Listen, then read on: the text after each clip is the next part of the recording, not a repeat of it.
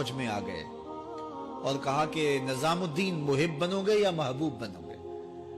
تو یہ بڑی خدمت کرتے تھے اپنی شیخ کی، تو کہا کہ محب بنو گے یا محبوب؟ تو کہا حضرت اگر اجازت ہو تو اپنی ماں کو نہ پوچھاؤں۔ اللہ اکبر! ان لوگوں کی مائیں بھی تو صاحب حال ہوا کرتی تھی۔ تو کہا کہ اگر اجازت ہو تو اپنی ماں کو نہ پوچھاؤں کہ محب بننا ہے یا محبوب بننا ہے؟ کہا جاؤ تمہیں اجازت ہے۔ تو گھر کی طرف روانہ ہوئے، ایک آدھ دن کا سفر کیا۔ راستے میں ایک فقیر تھا مجذوب، جو راستے میں بیٹھا تھا، حالت اس کی عجیب سی تھی۔ تو یہ سلام کر کے گزرنے لگے تو وہ مسکرا کے بولا محب بنو گے یا محبوب؟ تو حیرت زدہ ہو گئے کہ اسے کیسے پتا چل گیا، یہ تو میرے شیخ کا اور میرا راز ہے۔ تو رک گئے، کہا کہ حضرت اگر آپ بتا دیں تو بہت اچھا ہو۔ کہا نہیں نہیں، ماں سے پوچھو، جو وہ بتائے گی وہی بن جانا، اور اگر ماں نے نہ بتایا تو کل آ جانا، اسی وقت یہاں ملاقات ہوگی، پھر میں بتا دوں گا۔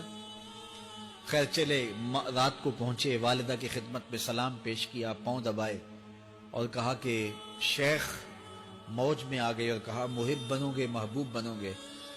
تو میں نے کہا ماں سے پوچھ لوں۔ تو میں اماں جی آپ سے پوچھنے آیا ہوں، راستے میں یہ واقعہ بھی ہوا۔ تو ماں نے کہا کہ بیٹے تم صبح ناشتہ کر کے پلٹ جانا، اور وہ جو راستے میں تیرے دل کی بات بوجھ گیا، وہ کوئی صاحب حال تھا، وہ تمہیں صحیح بتا سکے گا کہ محب بننا کہ محبوب بننا۔ خیر یہ صبح ناشتہ کر کے ماں کے پاؤں پکڑے، اجازت طلب کی اور واپس نکلے، اور وہاں جا کے دیکھا تو کوئی فقیر نہیں ہے۔ بڑے حیرت زدہ ہوئے، دائیں بائیں سے پوچھا کہ یہاں کل ایک بابا بیٹھا تھا۔ کہا وہ تو کل کے فوت ہو گیا۔ تو کہا اس کی قبر کہاں ہے؟ کہا قبر کس نے بنانی تھی اس کی؟ وہ گندگی کے ڈھیر پہ لوگوں نے پھینک دیا۔